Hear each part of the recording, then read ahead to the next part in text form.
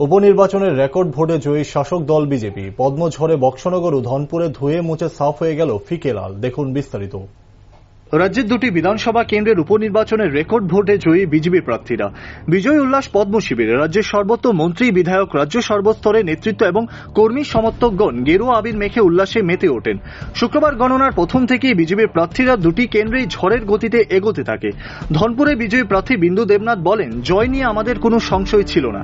বিরোধী সিপিএম আগে থেকেই ময়দান থেকে পালিয়ে গেছে। তিনি বলেন, সিপিএম জনবিচ্ছিন্ন হয়ে ঠান্ডা ঘরে বসে রাজনীতি করছে।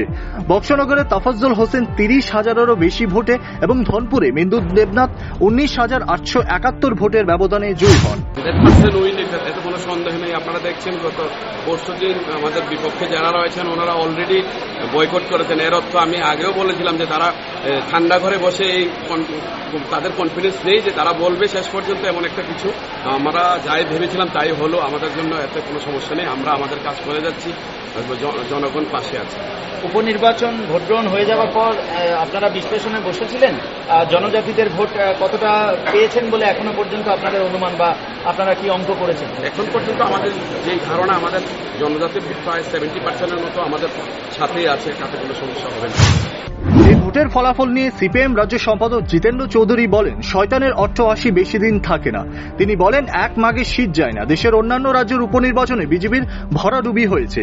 শ্রী চৌধুরী বলেন, ধনপুর ও বক্সনগর এরকম হতে পারে না। ভোটের এই ফল জনগণের রায়ের প্রতিফলন নয় বলে তিনি দাবি করেন। শয়তানের অট্টহাসি বেশি দিন থাকে না।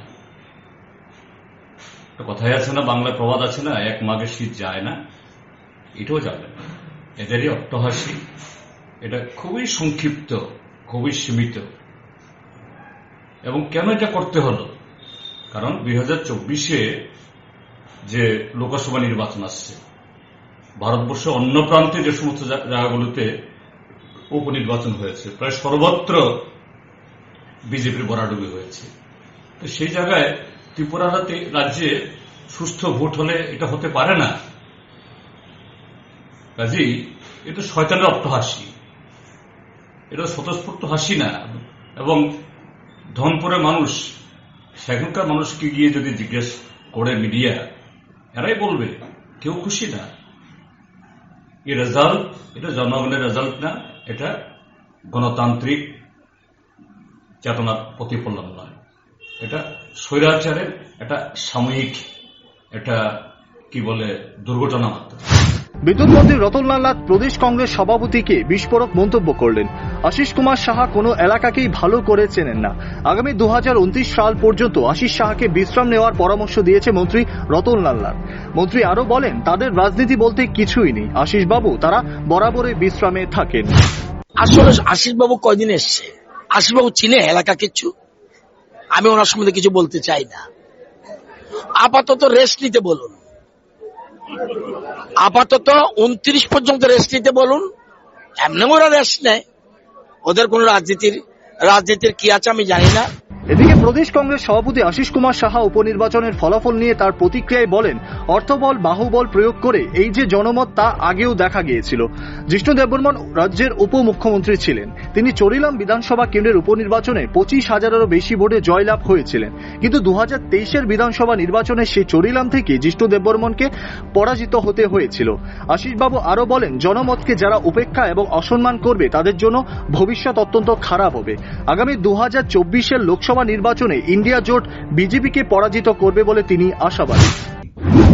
অর্থবল বাহুবল প্রয়োগ করে এই যে জনমত, আমরা এর আগেও দেখেছি।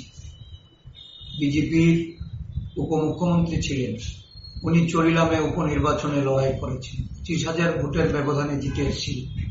এবারে সাধারণ নির্বাচনে উনি হেরে গেছেন। স্বাভাবিকভাবে জনমতকে যারা উপেক্ষা করবে, জনমতকে যারা অসম্মান জানাবে, তাদের জন্য ভবিষ্যৎ অত্যন্ত, আমি বলবো যে এটা খারাপ হবে। আগামী দিন এই রাজ্যের মানুষ এটা জানতে হবে। সারা দেশে দেখুন উপনির্বাচন হচ্ছে। ইন্ডিয়া জোট 4টি আসনে এখন অব্দি আমার কাছে যতটা খবর এগিয়ে আছে। তার মানে দেশের মানুষ এই বিজেপি পার্টিটাকেই আজকে তারা বিদায় জানাতে চাইছে।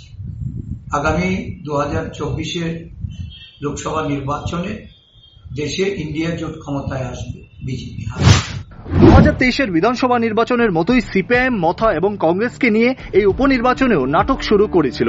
শেষ পর্যন্ত মথার বাচালিতে সিপিআইএম হোঁচট খেল। কংগ্রেসকে সিপিআইএম ব্রাত্য করে রাখল। সিপিআইএম এর সুবিধাভোগী নেতাদের চালচলন দেখে দলের কর্মী সমর্থকেরা 2018 নির্বাচনের আগেই মুখ ঘুরিয়ে নিয়েছিল। স্বাভাবিকভাবেই এই উপনির্বাচনে বিজেপি দল বক্সনগর, ধনপুরে খালি ময়দানে সিপিআইএম এর জামানত জব্দ করে দিল। Bureau report, rising Tripura.